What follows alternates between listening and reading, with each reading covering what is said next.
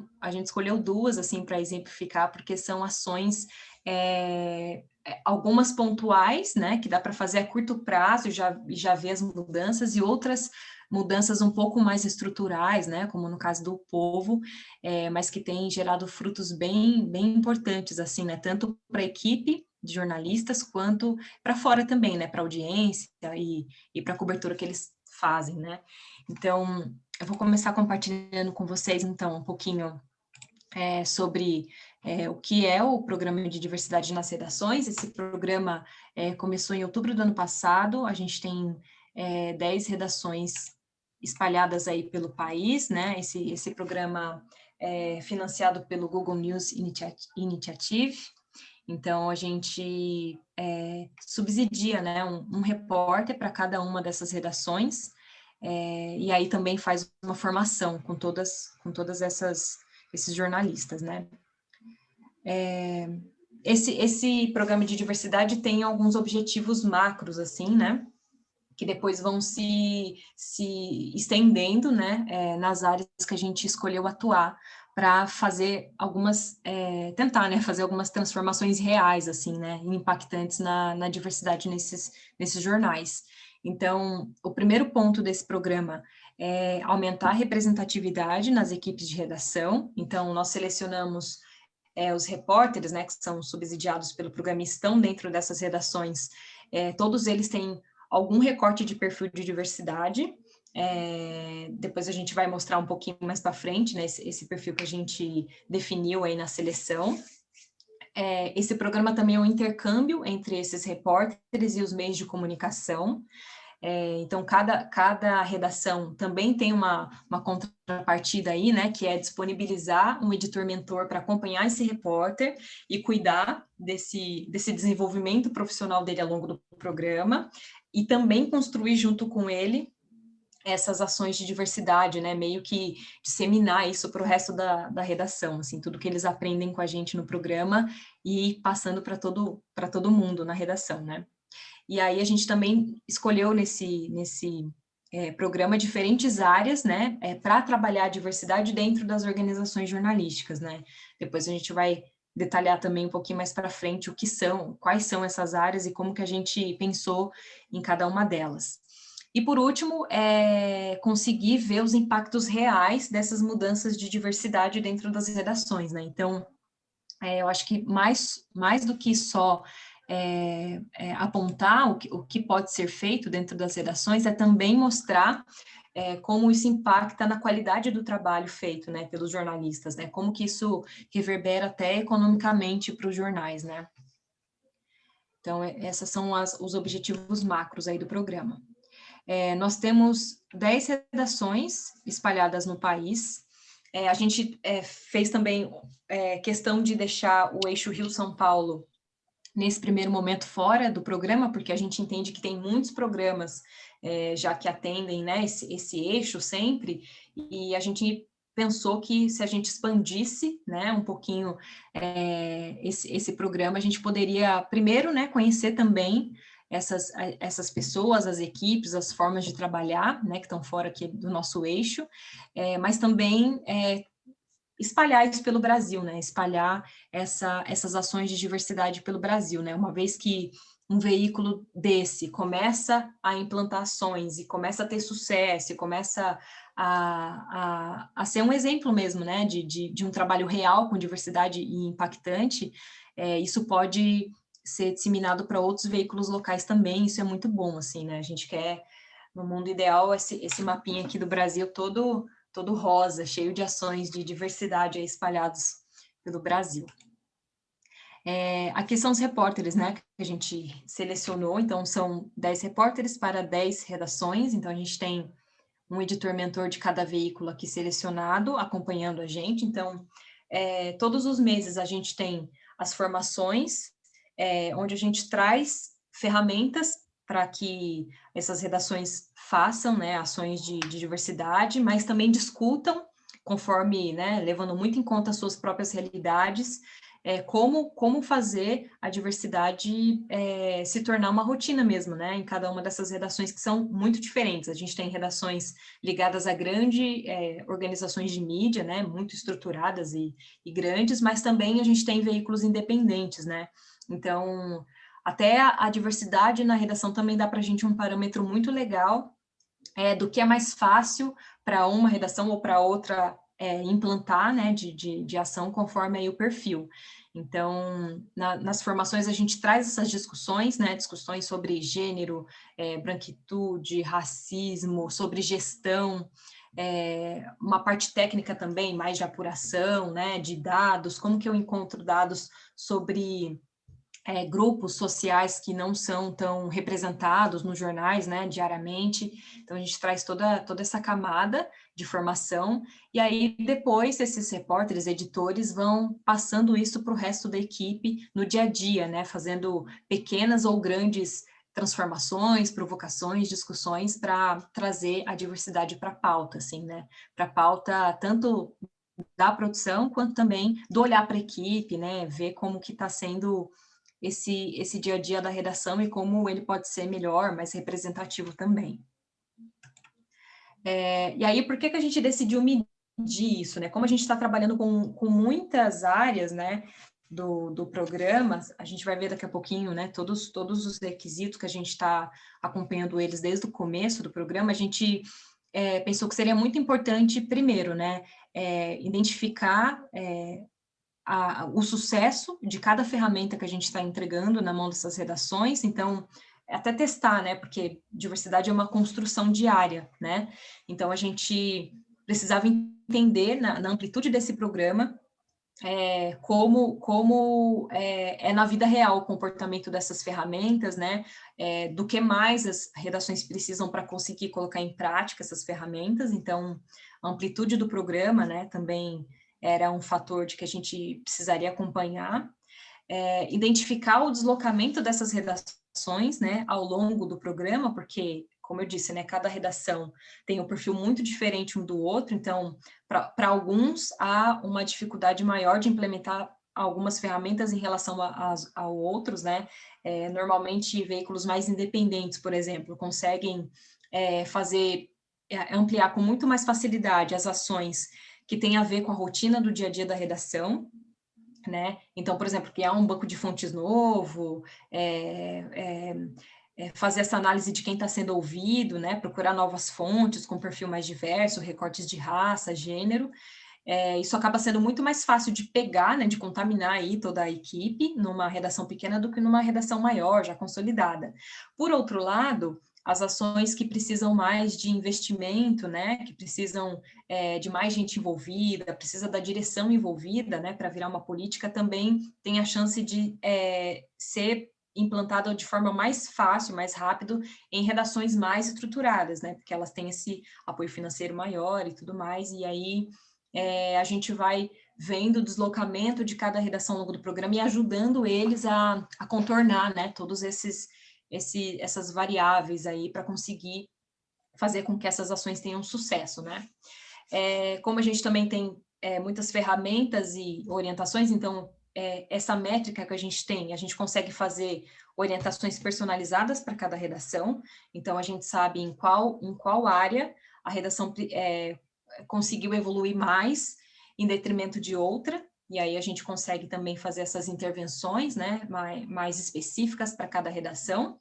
E aí, uma coisa que é muito legal, e que tenho certeza que isso vai ficar assim para as redações até o término do programa, que é cruzar esses dados do deslocamento com as experiências reais que eles estão tendo com esse programa de diversidade, né? Quais são os impactos reais que já estão sendo vistos aí, tanto na equipe, quanto na produção jornalística, quanto no retorno da audiência. Então, a métrica dá para a gente todo esse panorama do trabalho com as redações. E aí, como a gente chegou nesse modelo, assim, né? A gente está agora no 6º mês, basicamente, de programa, e a gente conseguiu chegar no modelo mais consolidado da métrica agora, porque a gente tem feito uma construção, né, ao longo do programa. para chegar nessa métrica. Então, a gente começou com uma pesquisa antes do programa começar, sobre outros programas, né, principalmente internacionais, que já mediam o impacto do trabalho. Então, depois dessa pesquisa, desse levantamento, a gente fez algumas entrevistas com esses jornalistas, né, de fora. Então, a gente entrevistou jornalista do Report for America, que é um programa americano, e do City Bureau também, que esses dois programas falam um pouco sobre diversidade, mas não tão amplamente, né, não sendo necessariamente o foco do programa, mas eles já faziam um acompanhamento do impacto desse trabalho, né? Então, foi muito importante falar com eles também para pegar alguns nortes, né? E aí depois teve uma etapa de estudo, né, para entender, né, como que a gente torna tudo isso que é tão subjetivo, como que a gente transforma isso em número. Então teve bastante estudo aqui, principalmente de jornalismo de dados, né, para poder casar as duas coisas, né, atribuir uma nota, um valor para tudo aquilo que é subjetivo. E aí também ao longo do programa a gente foi testando, né, porque a gente faz o acompanhamento com as redações, essa escuta, né, de como está indo o programa, a gente tem feito uma vez por mês, e aí muitas das coisas que a gente passou a perguntar ou acompanhar também surgiu das demandas das próprias redações, a gente foi entendendo, né. Tem uma coisa muito importante de ressaltar que esse programa é um programa pioneiro no país, assim, é um programa desse tamanho e com esse foco na diversidade em várias áreas, né? A gente tem algumas iniciativas em algumas redações, mas é sempre muito voltado ou à contratação de repórter com perfil diverso, ou só olhando muito para a produção, né? Essa análise, né, de quem está sendo ouvido, como aumentar a representatividade entre as fontes. É sempre muito nesses dois eixos, né? No nosso programa tem esses dois eixos e muitos outros, né? Então, é um programa inédito, então a gente nunca tinha testado também, né, essas ferramentas, então a gente aprendeu muito com as próprias redações, com os próprios perfis, né, que a gente tem hoje no programa, que são muito diferentes. E aí, o que a gente mede, né? A gente estabeleceu, então, a partir dos objetivos lá do programa, as dimensões do que a gente queria medir, então são as áreas de atuação do programa, que são 3, a gente já vai ver, e a partir dessas áreas de atuação a gente definiu critérios de objetivos mesmo, né, do que a gente queria que as redações conseguissem ao final do programa, né, conseguissem fazer sozinhas ou institucionalizar dentro da redação até o final do programa. E aí, esses critérios são, então, os indicadores, né? São as perguntas que a gente responde todos os meses, né? Para poder identificar tanto a posição de cada redação dentro do programa, e também identificar como a gente pode ajudá-los, né? Em que áreas mais eles precisam se desenvolver para chegar mais perto desse ideal de diversidade que a gente construiu aí nessa régua, né? E aí, então, a gente tem essas 3 dimensões, que é gestão, então são ações todas que levam um pouco mais de tempo aí para serem institucionalizadas, assim, porque dependem de um engajamento não só do editor e do repórter do programa, mas também de uma editores, né, superiores, donos dos veículos, né, uma parte mais alta, assim, do escalão, né, na redação, para poder funcionar, porque também dependem de investimento, algumas ações, né, investimento que nem todo veículo tem condições de fazer. A segunda área que a gente acompanha é a produção jornalística em si. Essa aqui são requisitos normalmente de mais curto prazo, são mais fáceis, né, de fazer essas mudanças, porque tem muito a ver com o dia a dia mesmo ali do jornalismo. E o terceiro é a cultura, que são também ações mais difíceis, porque envolve não só os editores, mas envolve também pessoas as equipes, né, pessoas de outros departamentos, né, como RH, por exemplo, envolve audiência, envolve o próprio território onde o veículo está e onde o veículo cobre. Então, a gente entende também que são ações que demora um pouco mais de tempo, de maturação para acontecer, assim, de forma mais rotineira, né, vamos dizer assim. Então, são essas 3 áreas.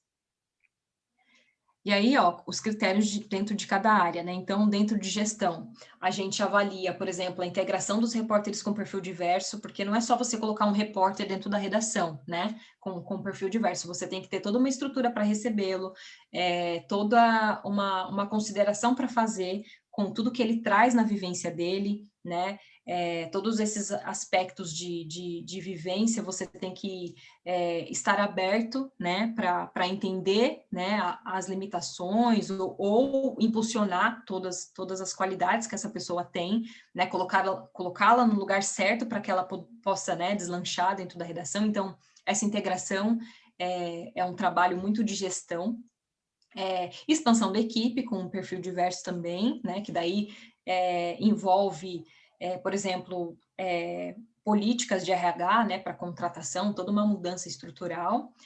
Pontualidade do pagamento, que quando a gente fala de diversidade, o pagamento tem um papel muito importante, né, porque se eu contrato, por exemplo, uma pessoa que vem de periferia, o pagamento dela muito provavelmente vai ter um objetivo muito diferente de uma pessoa que tem uma condição de vida melhor, né?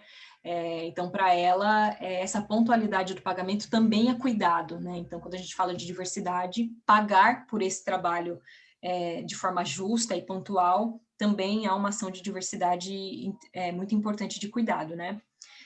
Apoio financeiro ou estrutural personalizado, então, a redação precisa entender também que se ela tem repórteres com perfis diversos, esses repórteres vão ter necessidades financeiras e estruturais mesmo para poder trabalhar diferentes, né?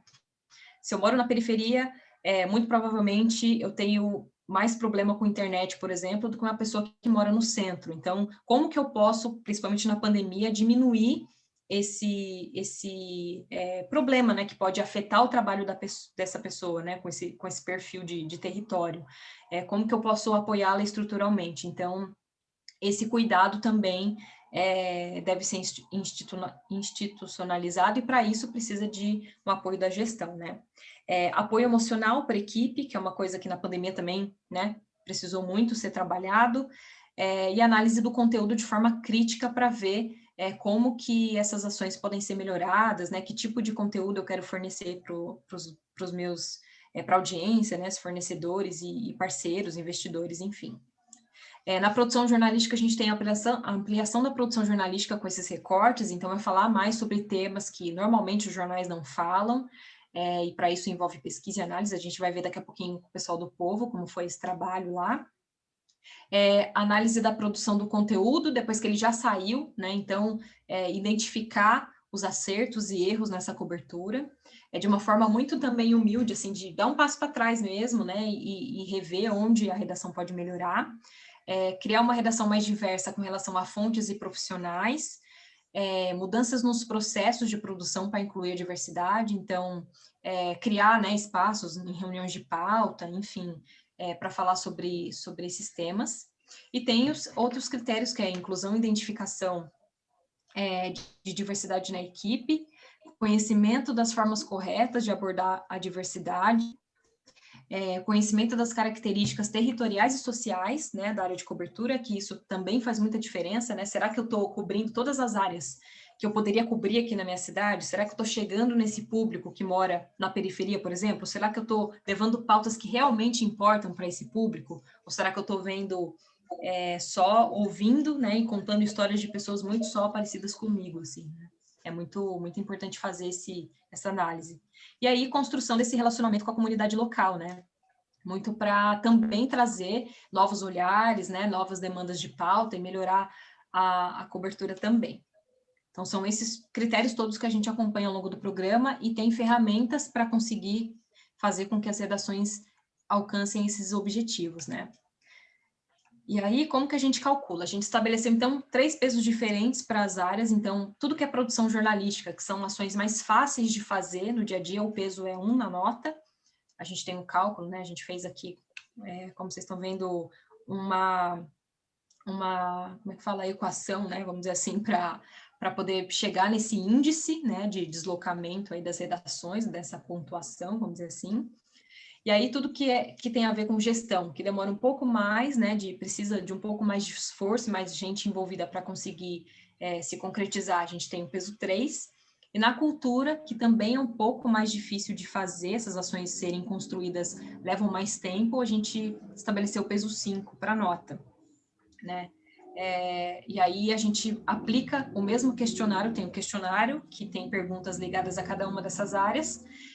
A gente está aplicando agora a cada 3 meses para ver esse deslocamento, né, das redações, e aí, conforme o que eles vão respondendo, do que eles estão conseguindo ou não fazer, vai gerando essa nota, né.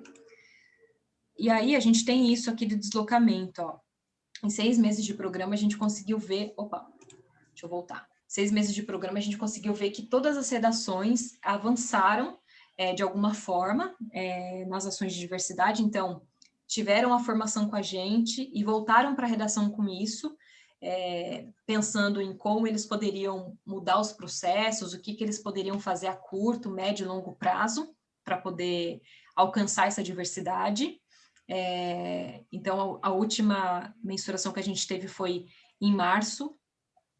A gente vai ter uma próxima agora em maio, né? E aí já deu para ver impactos muito importantes desse deslocamento aqui. Cada redação teve um deslocamento diferente, a maioria teve deslocamento muito ligado à produção jornalística, que são, né, coisas a curto prazo, que dá para fazer de um jeito mais rápido e fácil, mas todas elas tiveram. Hoje a gente convidou, então, deixa eu só dizer aqui que toda essa métrica e todas essas ferramentas usadas pelas redações para promover diversidade estão na nossa caixa de ferramentas da diversidade. Então, esse é o link da nossa caixa. Tem mais de 50 ferramentas lá já, e a gente está abastecendo, né? A gente tem a Alice, que é a nossa coordenadora de sistematização, que é a pessoa que fica responsável de fazer essa pesquisa com as redações, tanto do programa de diversidade, quanto fora também, dentro e fora do país, inclusive. E aí ela faz a entrevista com essas redações e traz métodos mesmo, bem receitinho de bolo, do passo a passo de como fazer aquela ação de diversidade. Então, ela traz e coloca aqui na caixa de ferramentas, e aí tem em todas as áreas, tem para gestão, tem para audiência, tem para produto, então vocês podem navegar lá e ver, né, o que vocês podem implantar dentro da redação de vocês, e aí também tem essa ferramenta de como medir, né, essas ações de diversidade. Então, vocês podem começar fazendo esse diagnóstico aqui com esse questionário que a gente fez, para ver onde a redação está, e a partir daí usando as ferramentas da própria caixa para avançar. Agora a gente vai falar um pouquinho com a Jordânia Andrade, que é repórter lá do BHZ, e ela vai contar um pouquinho para a gente como foi tanto a chegada dela no BHZ e o que eles conseguiram desenvolver de ferramenta a partir da presença dela, que foi muito legal. Então, Jordânia, bom dia. Oi, bom dia. Tudo bom? Tudo jóia. Queria que você falasse um pouquinho, Jordânia. Não sei se você preparou já alguma coisa específica para falar primeiro e depois a gente pergunta como você quer fazer. Então, eu queria começar falando assim, como que foi minha chegada, né, no BHZ. De primeira, assim, eu fui muito bem recebida, a ideia do programa foi muito bem recebida pela equipe, é uma equipe muito nova, de gente muito jovem, então as pessoas estavam bem mais abertas para receber uma pessoa com esse viés de diversidade, né? E o que eu fui percebendo ao longo desse tempo, com muita troca e muita conversa, é que é importante ter uma pessoa nas redações de forma fixa, porque eu acho que as pessoas acabam se acostumando a participar de tanta palestra, workshop, mas acaba que não flui da forma como deveria, né? É importante ter alguém ali presente, que acaba que a gente faz uma ponte maior entre diversidade e aquela realidade daquele repórter, jornalista que às vezes não teve a mesma vivência que a gente. Então, quanto à equipe, foi bem tranquilo, assim.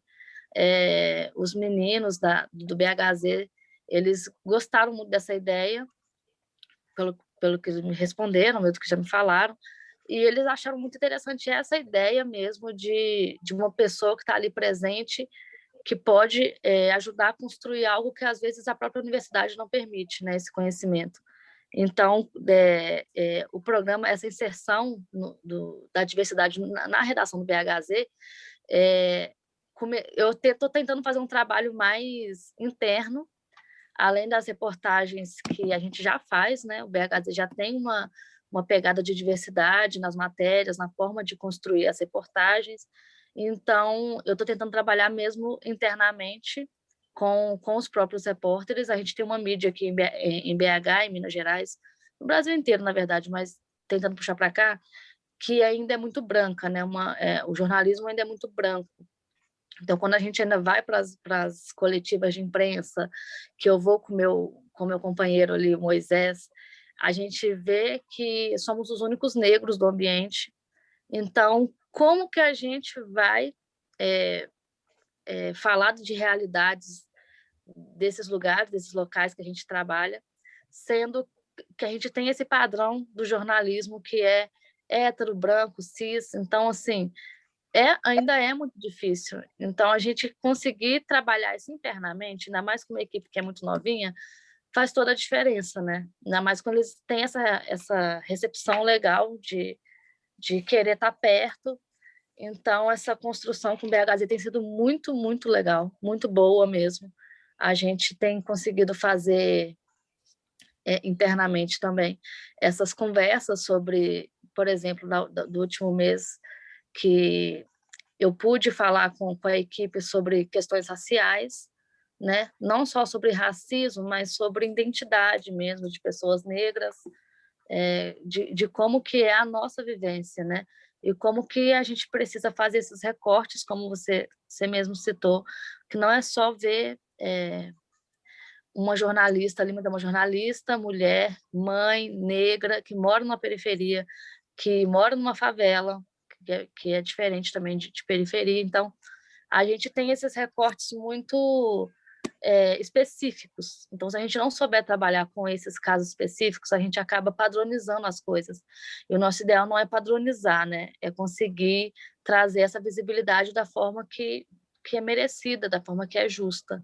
Então, esse tem sido o nosso trabalho aqui dentro do BHZ, de muito diálogo, muita conversa. E eu acho que a próxima etapa que a gente está tentando trabalhar é criar, de certa forma, alguns grupos com os próprios repórteres, com pautas que eles têm interesse em trabalhar. Eu fiz um levantamento breve com as meninas e os meninos do BHZ para saber qual pauta que eles têm mais interesse em trabalhar com esse viés de diversidade e qual pauta que eles têm mais necessidade de aprender. Então, tentar buscar não só o que eles querem fazer, mas o que eles precisam aprender também, o que eles precisam tocar, né? É importante para nós jornalistas que a gente entenda que a realidade, assim, ela só vai te tocar quando você for até ela também. Sair um pouco dessa bolha, sair um pouco dessa comodidade, né?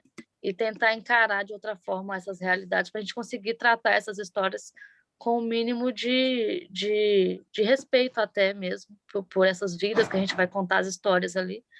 Então, é fundamental ter uma pessoa, pelo menos, que tenha esse entendimento sobre diversidade, que saiba, né, que tenha esse lugar de fala, que tenha essa vivência e que possa compartilhar, né, porque isso gera um crescimento muito grande e a gente tem visto isso com a própria equipe mesmo, a forma que as pessoas estão se colocando desde quando eu cheguei tem sido bem diferente, então tem dado esse espaço para outras pessoas também se colocarem nesse lugar, sabe?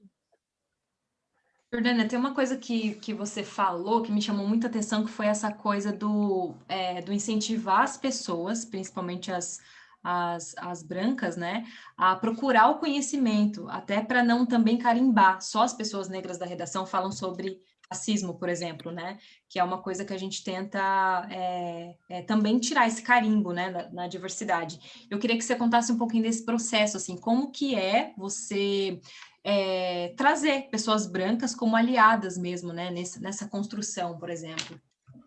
Sim, nossa, fundamental. É uma coisa que a gente sempre está batendo, não é porque a gente preto, que a gente quer só falar de racismo. Às vezes são coisas até que dói na gente de falar, que a gente fica cansado também, porque é tanto caso, a gente passa por tanto isso assim no dia a dia, que eu vou falar isso também no meu trabalho, sendo que assim, tem pessoas que precisam tratar esses momentos também. Então, eu vou citar um exemplo que foi muito bom. A gente estava produzindo uma reportagem sobre o comércio em BH por conta do fechamento, e a gente precisou ir numa favela, a maior favela aqui de Belo Horizonte, né, que é a favela da Serra, e comigo foi uma estagiária, que é uma menina branca, né, de classe média, e foi a primeira vez que ela foi numa favela. Então, assim, eu percebi o quanto que ela parava para escutar o que a gente falava, e ela ficava surpresa de saber que, ela estuda numa faculdade federal, então ela disse que o quanto que o jornalismo não era inclusivo, e as pessoas têm essa imagem que o jornalismo é inclusivo, a faculdade de jornalismo é inclusiva, que as ciências humanas é inclusiva. Então, ela falou isso comigo. Poxa, se o jornalismo é inclusivo, imagina as outras áreas. Porque ela não sabia o que a gente tinha passado já, assim, né? Por exemplo, nas coberturas em prefeitura, no governo. Então, ela teve essa oportunidade de ir nessa comunidade e ali eu já percebi um crescimento mesmo, assim, dela poder escutar de uma forma muito respeitosa. Ela poderia ter falado, soltado qualquer outro discurso, mas não, ela teve essa capacidade de escuta. Então eu já percebi ali uma pessoa que é parceira mesmo. Então, em outras pautas que eu já trabalhei, eu já pude sugerir até para o meu editor, tipo assim, olha, essa pauta é legal para ela, vai ser bom para ela fazer. E tem sido um desenvolvimento muito bom, porque ela é estagiária, ela tem um potencial muito grande. Então, a gente vê essas pessoas como parceiras e elas entenderem o lugar delas nessa luta é fundamental, porque ela não joga no nosso colo a obrigação de fazer algo, né? Ela já se coloca no lugar de fazer algo também, que é o que eu sempre falo, é o que eu falei também nessa conversa que eu tive, na formação que eu fiz com a equipe do BHZ, que o racismo não é uma culpa nossa, sabe? Não cabe a nós resolver. Cabe a gente, talvez, conversar a quem estiver disponível e disposto, mas isso é uma responsabilidade de outras pessoas, então cabe a elas tomar essa responsabilidade.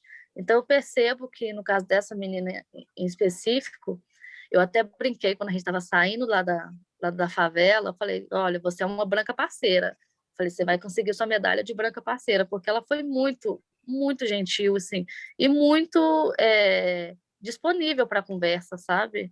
Ela não questionava o que as pessoas falavam, e nem tentava dar um discurso em cima daquilo, ela só recebia. Então, ter essa pessoa que escuta e tem essa capacidade de dialogar é muito importante, porque é uma pessoa privilegiada que reconhece os privilégios que tem, mas que está disposta a trabalhar em conjunto com a gente, sabe? É fundamental.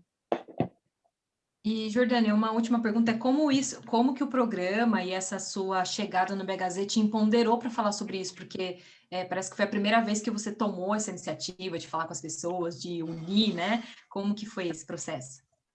Nossa, foi uma bomba, né? Eu acho que o BHZ foi um boom na minha vida mesmo, porque, como eu sempre falo com os meus amigos, a gente sempre falou sobre racismo, a gente sempre falou do que a gente passou, mas ter um lugar que te escuta e, além de te escutar, te dá um espaço para falar para outras pessoas, para mim é uma bomba, assim mesmo, de começar a me enxergar como uma possível liderança de movimento mesmo, sabe? De uma possível liderança negra nesse sentido das pessoas confiarem no meu trabalho e conseguirem apostar, sabe? Então, para mim, ainda eu estou digerindo assim, como que minha vida mudou do final de setembro para cá, né? É um espaço, o BHZ é um espaço muito diverso mesmo, e eles me permitirem participar dessa construção e esse espaço que está sendo construído comigo é muito louco, né? Você vê que as pessoas te escutam e começam a perceber que faz sentido. Porque geralmente as pessoas não escutam ou falam que não faz sentido, né? Mas no caso está sendo o contrário. Então, é muito louco você começar a ver isso, que é uma coisa que pode dar certo e é uma coisa que pode ser modelo para o futuro, sabe? A gente conseguir construir um espaço seguro para as próximas que virão. Então, eu acho que é isso que pelo menos é o meu objetivo dentro do BHZ. Maravilhoso. E tem também uma coisa de impacto também do dia a dia, que é a ampliação dos territórios que o BHZ acaba alcançando, né, na audiência. Você conseguiu identificar isso, por exemplo? Coberturas em locais que vocês antes não chegavam, públicos, e agora chegam, assim? Sim, depois que a gente começou, por exemplo, a cobrir pautas sobre questões raciais, a gente conseguiu atingir um público que eu achei bem interessante, pelo menos das pessoas que vêm me respondendo. Eu recebo muita resposta quando eu faço matéria sobre questão racial, é, de pessoas comuns, vamos dizer assim, trabalhadores comuns, que às vezes a gente acha que o jornalismo, quem lê é só pessoas da elite intelectual, né? Mas não. Então, eu recebo muita resposta de pessoas de periferia, né? Daqui de BH. Então, as pessoas começaram a perceber, mesmo que de pouco em pouco, que existe um veículo que se importa com aquele tema. Então, a forma que eu procuro tratar, e eu sei que isso também dentro do BHZ é uma cultura, a forma que a gente tenta tratar essas pautas deixa as pessoas mais confortáveis para responder a gente ou sugerir outras pautas, como eu já recebi também outros casos, e é interessante ver esse público mais, não sei se a palavra é essa, mas um público mais de classe baixa, vamos dizer assim, mas de pessoas que não tiveram acesso à educação superior, por exemplo, pessoas que não têm costume de ler jornal tradicional. Então, até o BHZ ser essa opção para essas pessoas é fundamental, porque você democratiza a informação, né, de uma forma com essa pegada da diversidade, pensando em temas que sejam importantes para elas também. Legal, Jordânia, muito massa, obrigada por compartilhar com a gente. Eu acho que daqui a pouquinho a gente volta a se falar também, né? A gente abre para pergunta. Agora eu queria conversar um pouquinho com o Érico Firmo, que é do jornal O Povo. A gente trouxe o Érico porque desde o comecinho do programa o jornal tem feito várias ações, né, de médio e longo prazo, curto, médio e longo prazo, para as ações de diversidade. E aí ele vai compartilhar um pouquinho com a gente. Seja bem-vindo, Érico. Oi, pessoal, tudo bem? Bom dia, Jamile, bom dia, Jordânia, bom dia a todo mundo. Olha, então, quando a gente entrou no programa, eu acho que o meu sentimento particular, a gente ficou super feliz, assim, a proposta, mas eu acho que o meu sentimento particular, e acho que todo mundo lá no Povo, a gente vai estar super bem, né? Porque a gente é uma empresa, isso que a Jordânia falou, assim, a gente é uma empresa super inclusiva, a gente tem uma tradição disso, a gente entrou muito assim, né? E aí tem algumas coisas, assim, não é muito comum, né? A presidente do jornal é uma mulher e a gente vem, nossa, de 23, 24 anos da redação dirigida por mulheres, 3 mulheres passaram pelo cargo. A coluna, em 2004, criou uma coluna para público LGBT. Então a gente pensou assim, aí tem repórter especial que é preto, tem... A gente pensou assim, não, a gente contempla várias coisas. E aí eu diria que a primeira sensação que eu tive a chegar no programa, logo das primeiras atividades, que foi vamos mapear a equipe que cobriu política nas eleições passadas. E foi o primeiro murro logo, né? E aí tinha uma coisa que a gente já tinha dentro da redação, a gente já tinha um pouco a compreensão, que estava uma equipe absolutamente masculina dentro da política. Isso aí já tinha essa compreensão. Mas quando a gente foi medir, assim, não era...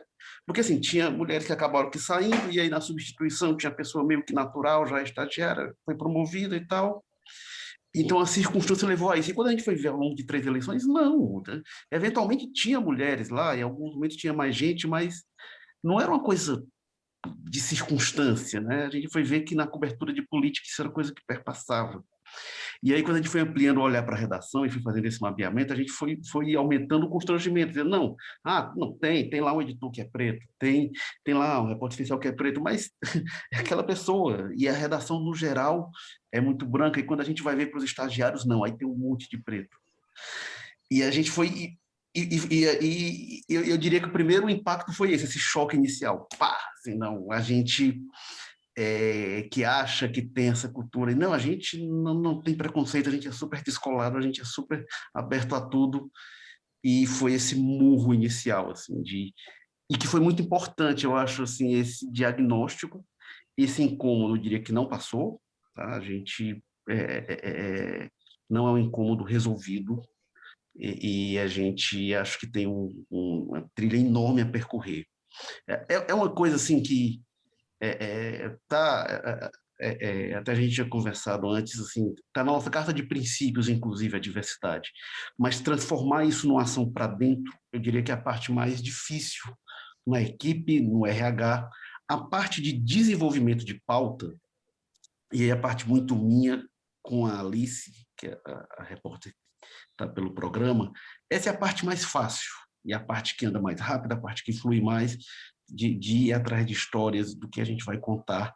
Mas quando a gente começa a envolver mais gente, começa a depender de mudanças mais estruturais, como é a contratação de equipe, começa a envolver o RH. Teve um dos choques recentes que eu tive. A gente, pela primeira vez na história, a gente tem uma pessoa na redação, uma pessoa trans. Isso tem já pouco mais de um ano. E aí, é uma pessoa que era da minha área, não é mais da minha área, e aí eu mexendo em alguns dados burocráticos, quando eu vi lá na lista, eu vi que a gente não usava o nome social nos dados administrativos.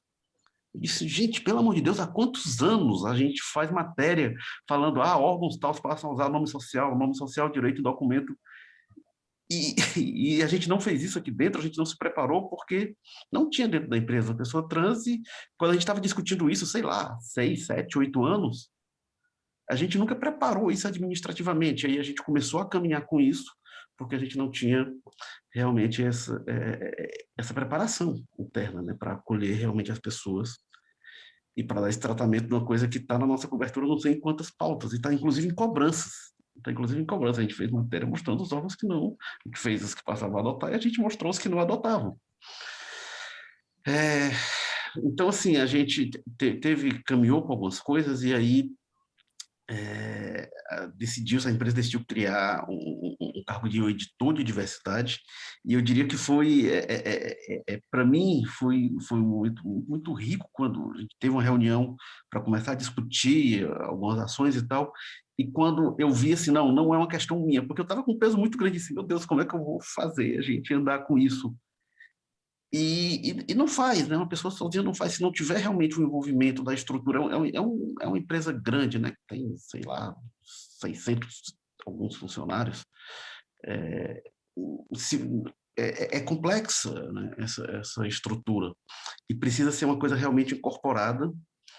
Eu acho que a gente caminha devagarinho, mas eu vejo segurança e vejo, e assim, quando a Jamile fala da caixa de ferramentas, a gente vai muito no âmbito da intenção, mas a gente quer fazer assim, a gente quer ser inclusivo, e a gente às vezes não sabe como metodologicamente fazer. Eu acho que é muito rico realmente isso, a gente encontrar os meios, porque desse ponto de vista, eu diria que a gente tem esse primeiro passo, assim, essa intenção de avançar, mas a gente não conseguia, não sabia, e o diagnóstico foi muito importante. Eu queria falar um pouco, deixa eu ver se tinha anotado alguma coisa para falar. Eu queria falar um pouco da produção, deixa eu ver se eu consigo compartilhar aqui, porque aí, na produção eu acho que foi quando a gente conseguiu andar mais rápido realmente, e é uma coisa que a gente também viu que a produção é fácil, né, que a gente faz as pautas e tal, e a gente também viu o problema, porque a gente viu, quando aperta na hora ali do deadline, a fonte que a gente vai é a mesma fonte de sempre, e são fontes brancas, e até tem uma parte da equipe, a gente já tinha, e é um ótimo ponto de partida, preocupações dentro da equipe, um grupo que tinha já uma preocupação, não, toda matéria eu vou ouvir mulher, também tem que ter aqui mulher, e aí teve algumas iniciativas que foram surgindo, e aí surgiram também dos próprios repórteres, de criar um banco de fontes pretas, sobre tudo, né, para falar de saúde, de Covid, de educação, enfim, de todas as áreas, e a gente está também construindo um banco de fontes trans, Então, a gente tem essas iniciativas de problemas que vão também da produção, né? A gente tem, não é uma questão só, assim como eu falo, para fora é mais fácil, mas para dentro é mais complexo, mas para fora também tem problema. Eu queria compartilhar aqui com vocês, deixa eu ver onde é que está. E aí, até dentro dessa, assim, essa aqui foi uma pauta que a gente fez, ela acabou virando uma pauta de Dia Internacional da Mulher. Ela não era para ser pauta de Dia Internacional da Mulher, não, mas como a gente estava complexa a cobertura e tal, a gente não conseguiu, ela ficou pronta e a gente não ia conseguir ter outra. A gente falando de mulheres que fazem ciência aqui no Ceará e sobre o território. E é uma pauta comum, né? Assim, não é uma pauta que tenha assim, profundamente original, mas a Alice foi muito feliz nas personagens que encontrou. E essa aqui, por exemplo, é a Ruth Anassé. Isso aqui é ela defendendo o TCC dela. Ela agora está no mestrado na UNB. Isso aqui ela defendendo o mestrado dela. Na verdade, não é a defesa. É quando ela foi, depois de dar a defesa, ela foi apresentar o mestrado dela lá na aldeia indígena onde ela vive e que foi o objeto de estudo dela. Então, foi uma das histórias bem legais. A gente teve isso que ela gravou, e aí a gente foi também na área a gente tinha muita essa preocupação, né? A Ruth, ela é da área de antropologia, mas a gente trouxe muitas histórias da área de tecnologia, da área de matemática, que era uma questão crucial, né, para a gente quebrar essas barreiras, e elas falam, inclusive, de como são recebidas dentro da área, de como tem a visão de que, não, mulher não sabe programar, você está aqui na tecnologia, mas você não sabe programar, e umas baita programadoras, e elas desenvolveram, ela desenvolveu o Bolt que é usado agora na Covid, no plantão coronavírus aqui no Ceará, uma das festas ela desenvolveu.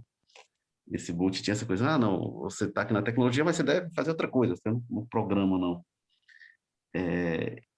E aqui o Mangue, enfim, a gente procurou trazer também essa questão que estuda a gente, que estuda a nossa realidade.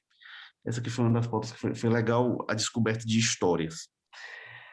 Eu queria mostrar aqui, essa aqui para mim foi a pauta mais legal de desenvolver. Eu acho que toda a história dessa pauta ela é interessante. Logo no começo do ano, uma menina trans de 13 anos foi assassinada aqui no Ceará, e a gente fez uma cobertura intensiva desse caso, muito dramática, assim, foi muito brutal. E desde o início a gente estava em contato com o movimento Mães pela Diversidade, que estava sendo fonte e tal, se manifestando, fizeram protesto, a gente acompanhou e tal. E aí, em dado momento da cobertura, uma das mães procura a gente para sugerir uma pauta que ela não sabia qual era a pauta exatamente. Ela veio com um sentimento, na verdade, de angústia ao ler aquilo tudo, e ela dizia, eu tenho a mãe da Raul Malu, que é uma das personagens da história. E ela disse, olha, cada história que eu leio dessa, eu fico pensando que pode ser minha filha amanhã. Então, e ela veio com essa angústia, né, na verdade. E a gente começou a tentar construir uma pauta juntos, né, assim, que pauta seria essa, que história a gente... E a gente imaginou que ia falar sobre o combate à violência. E quando a gente foi conversando, a gente foi vendo assim, não, vamos falar de quem são essas crianças, como é que essas famílias vivem, o que são essas famílias. E aí, a gente, no jornalismo, sempre a gente busca a história excepcional, né? A história, a particularidade. E essa pauta a gente foi muito para mostrar que não. A gente mostra justamente que a Raul Malu é uma menina que adora piscina, que gosta de brincar de tal forma, enfim, que gosta de tais personagens e que se relaciona com a mãe assim e tal, e a gente foi contar essa história, na verdade.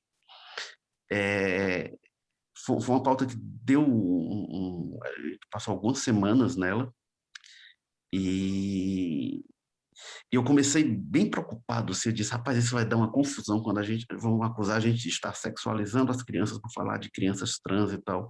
Eu entrei muito preocupado na pauta, achar que ia ter uma...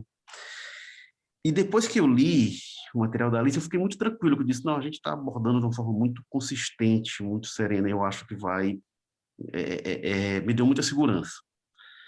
E no outro dia a gente teve um retorno, assim que eu entro de manhã cedo, eu vejo uma quantidade de acessos, foi uma matéria que foi para online e estava na capa do jornal impresso também.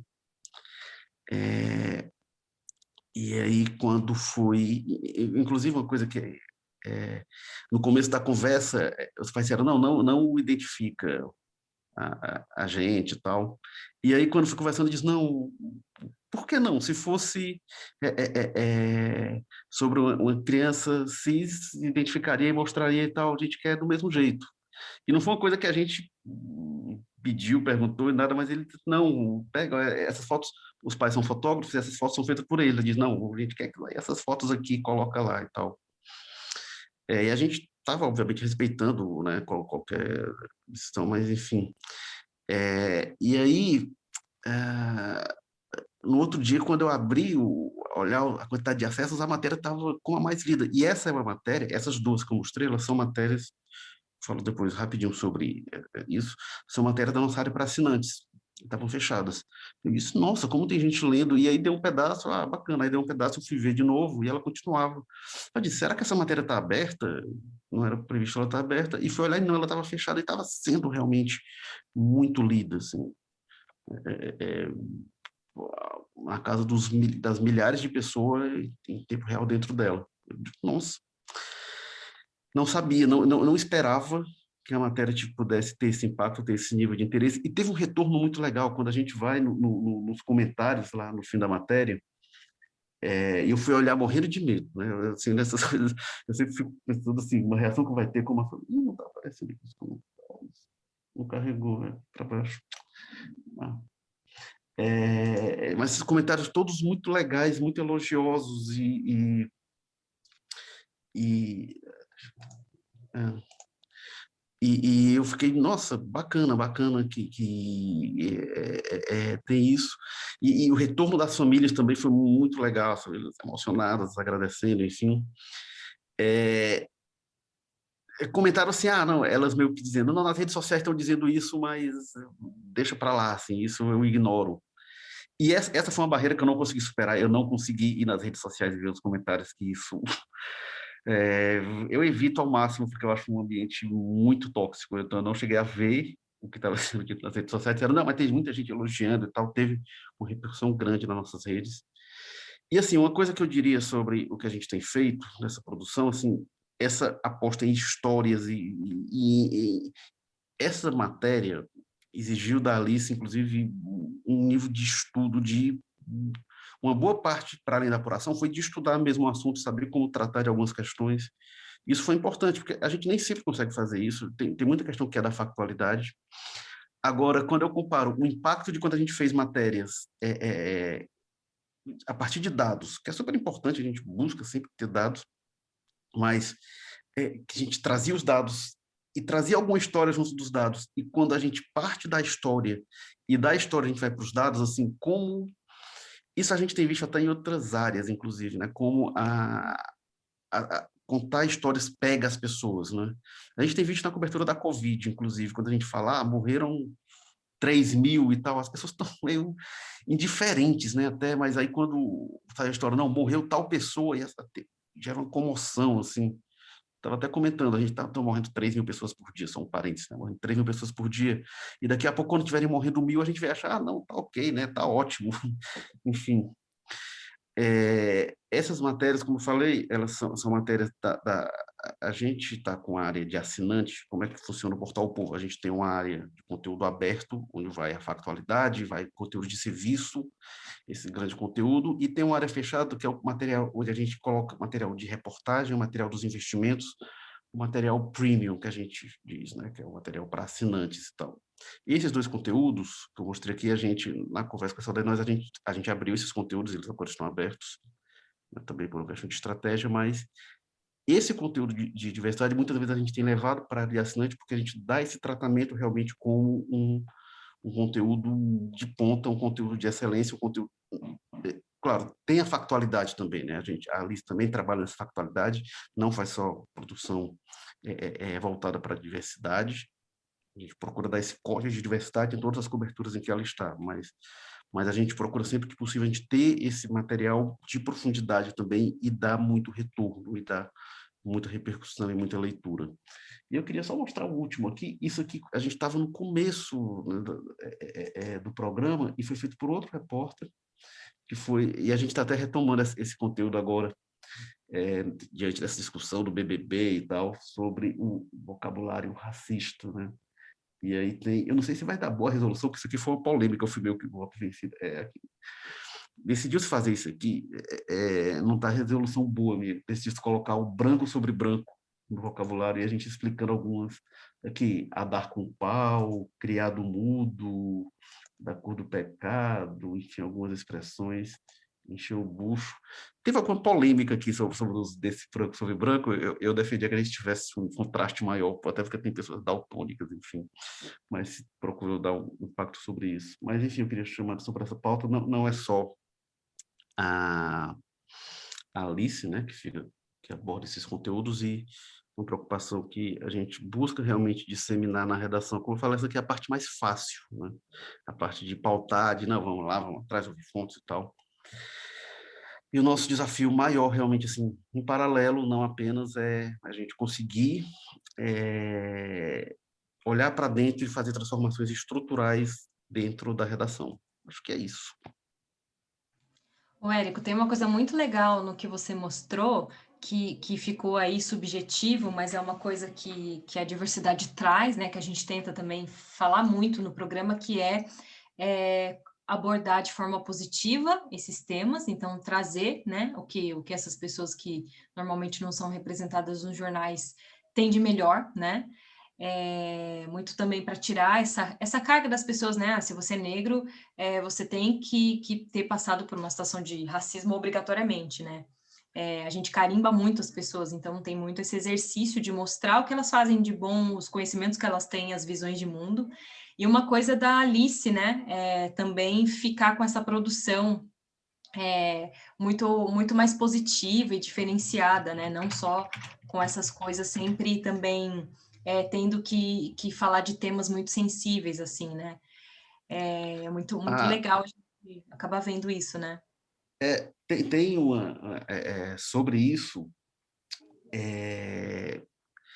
na nossa primeira conversa do ano no Diversidade, tinha acabado de acontecer esse caso da morte da pessoa trans. Não sei se foi contigo, Jamila, ou com a Simone, a gente na conversa, e assim, como é que vocês estão fazendo e tal.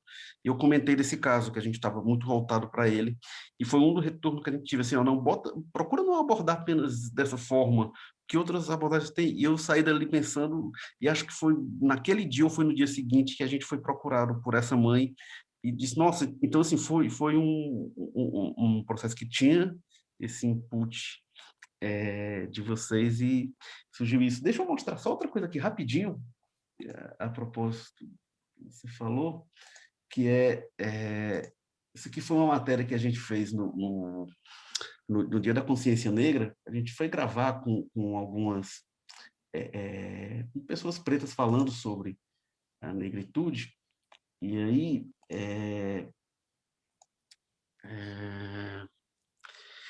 a gente pegou uma provocação. Tem uma discussão muito no Ceará, tem muita discussão assim, em 1850 e alguma coisa, por causa da lei de terra, se aprovou no Ceará, a Assembleia Legislativa aprovou uma lei que não tinha mais índios no Ceará, tinham acabado os indígenas no Ceará, isso foi transformado em lei.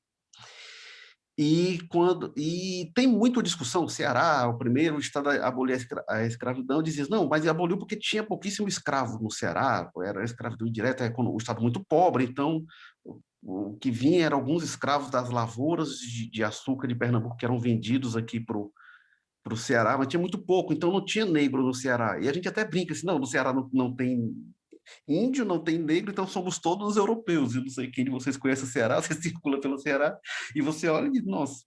E aí o professor Hilário, que é um dos ouvidos nesse vídeo, aqui, ele termina o vídeo falando isso, que se fala muito discussão, tem negro no Ceará, tem negro no Ceará, e ele termina com essa provocação, tem branco no Ceará? E a gente puxou o vídeo por isso. E aí teve aquela discussão, quando foi para as redes sociais, vocês estão sendo racistas com os brancos e tal. Mas foi uma discussão, foi interessante de levantar uma abordagem interessante de ouvi-los, não nessa perspectiva realmente de sofrer o racismo, mas de contar suas histórias, enfim, das trajetórias. Ô, Érico, a gente conversou um pouquinho também antes sobre essas ações, né, de médio, curto e longo prazo, o que é mais fácil de fazer de um dia para o outro, o que é mais difícil, né?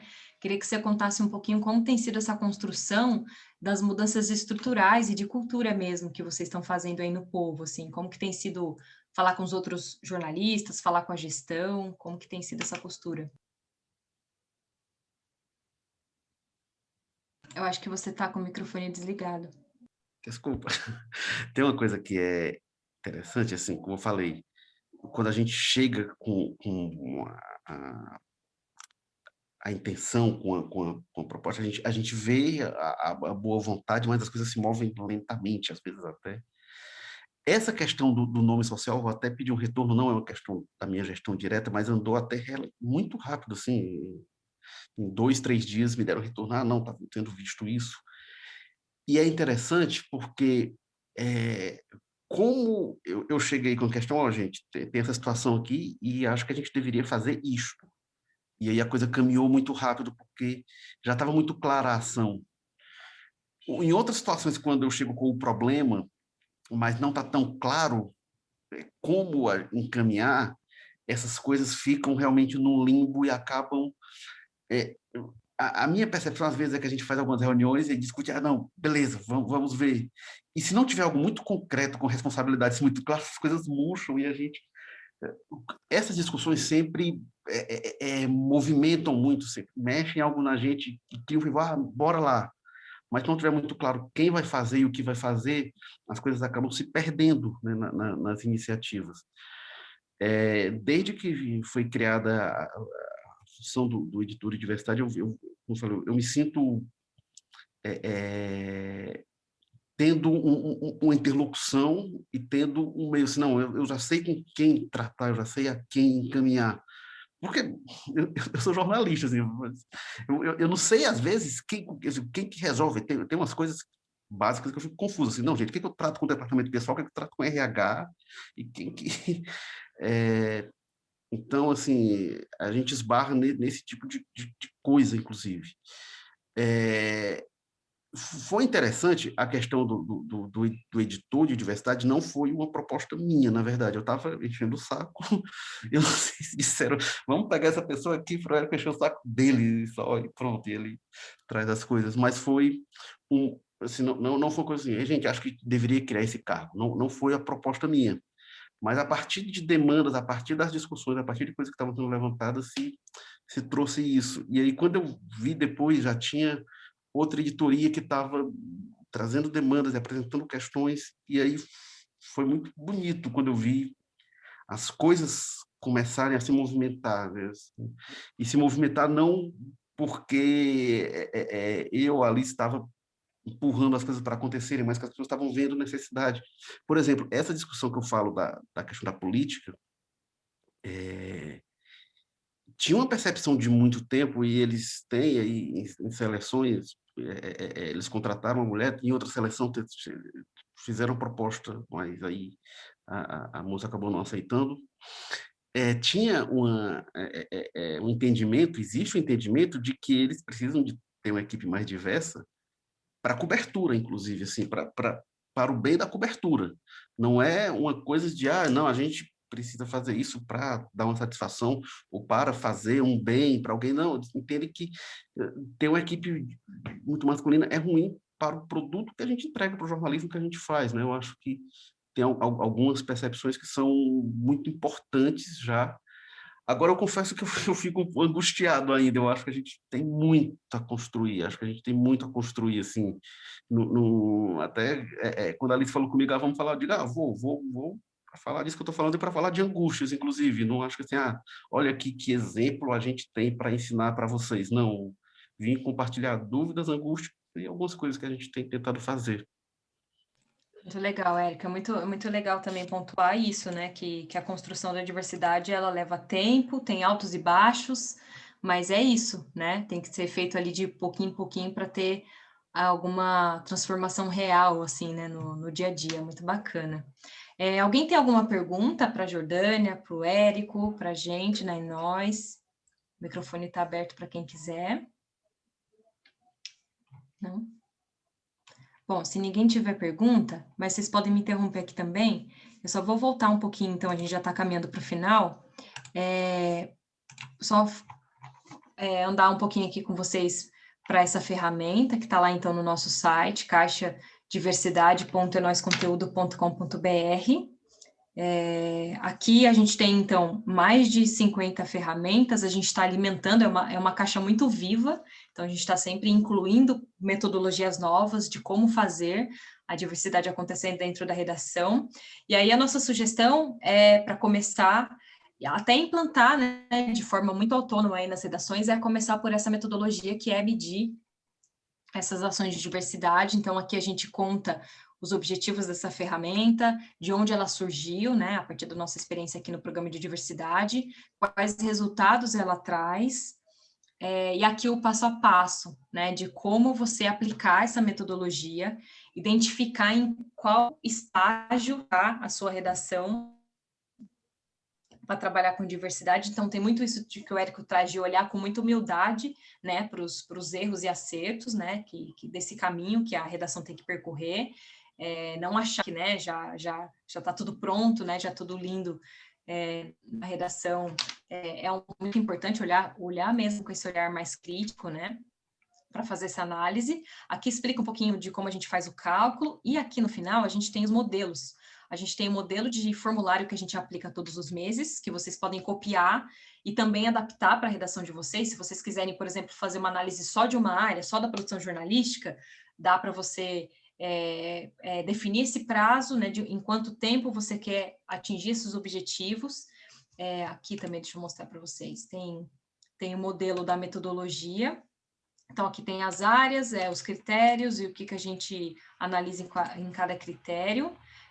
Quanto vale cada resposta, né? Se não tem uma ação em andamento, a nota é 0. Se tem uma ação que não é institucionalizada, mas que já está começando a ser pensada ou feita de uma forma, uma iniciativa própria, assim, ainda não institucional, meio ponto. E se é uma coisa rotineira na redação, né, uma iniciativa institucional, vale 1 ponto para cada resposta. E aí, na soma, né, você vai tendo um índice aí por mês. E aqui que você pode recortar, eu quero trabalhar só com o eixo de produção, que é o mais fácil para fazer hoje. Então, você só vai usar essas perguntas aqui como norteador nesse formulário. E aqui está o modelo de formulário. Então, é importante saber quem que está preenchendo, né? Se tiver alguma inconsistência, você já pode voltar a entrevistar, né? Essa pessoa que está preenchendo o formulário. Qual é o mês que você está analisando a redação? O nome da redação ou editoria, caso você tenha que avaliar, por exemplo, internamente, eu quero avaliar editoria de cultura, de política, dá para você fazer essa divisão aqui. E aí, as perguntas, a gente sempre deixa um espaço para a resposta, não só na nota, né? Para a gente identificar impacto, a gente deixa esse espaço para quem responder contar o que está sendo feito. Então, por exemplo, espaço de escuta com o repórter, aquela escuta mais cuidadosa, de como está sendo a vida do repórter, como que a pandemia tem atravessado o dia a dia dele, se ele está com problemas familiares ou não, como que isso atravessa o horário de trabalho, por exemplo, né? Quais dificuldades isso traz. Então, a gente sempre conta essas experiências aqui, do que é feito, né, de iniciativa. E aí a gente tem, então, ao final, duas formas de analisar a redação. Uma pela pontuação em si, que vai dar o norte, e a outra pelos impactos, que são essas ações que o Érico contou, que a Jordânia contou, né, o que de prático eles fizeram para chegar nessa evolução, assim, na diversidade.